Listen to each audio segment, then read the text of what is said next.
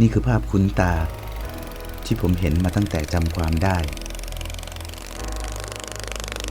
ผ่านมานานจนถึงทุกวันนี้ทุกอย่างยังคงสวยงามเสมอทะเลน้อยบ้านของผมเองครับ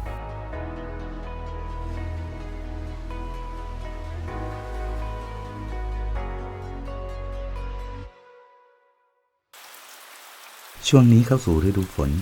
ผมมองออกไปนอกหน้าต่างบ้านก็ทำให้คิดถึงแสงแดดขึ้นมาซะงั้นแต่จะทำไงได้ล่ะก็ฤดูกาลมันเป็นเรื่องปกตินี่นา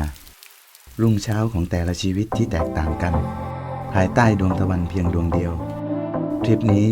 ผมไม่ต้องเดินทางไกลให้เหนื่อยแต่ก็แทบจะไม่รู้เลยว่าจะบรรยายอะไรยังไงเกี่ยวกับเรื่องราวของที่นี่เพื่อให้ใครต่อใครเข้าใจอาจเป็นเพราะความเคยชินกับสิ่งรอบตัวที่เห็นซึ่งก็คุ้นเคยมาตลอดชีวิตยิ่งทำให้รู้สึกว่าสิ่งที่เห็นนั้นมันธรรมดาไปเสียหมด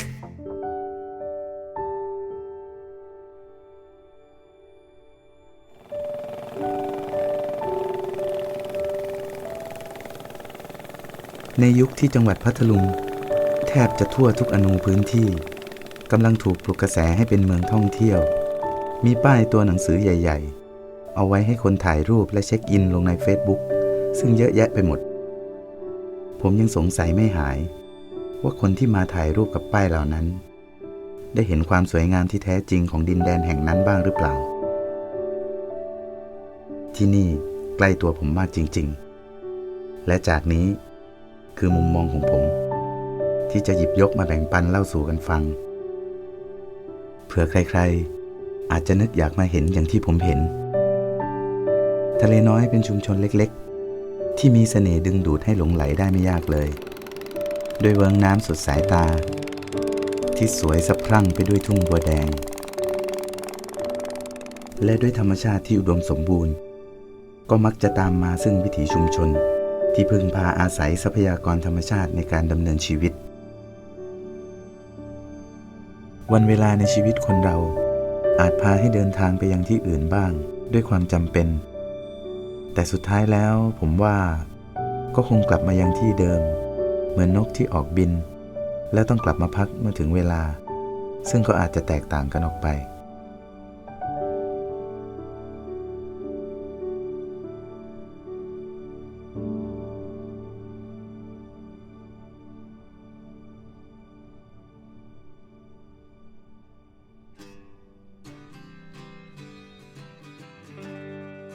นอกจากสถานที่สวยๆแล้วมาดูบรรยากาศเหล่านี้สิที่นี่ปลาเยอะมาตั้งแต่ไหนแต่ไรแล้วยิ่งฝนตกใหม่ๆแบบนี้แล้วก็อย่างที่เห็นเลยครับไม่รู้จะหาคำไหนมาอธิบายในวันที่ฝนตกแล้วคนที่ขับมอเตอร์ไซค์รับจ้างไม่สามารถทำให้ปากท้องอิ่มได้เท่ากับการออกมาจับปลา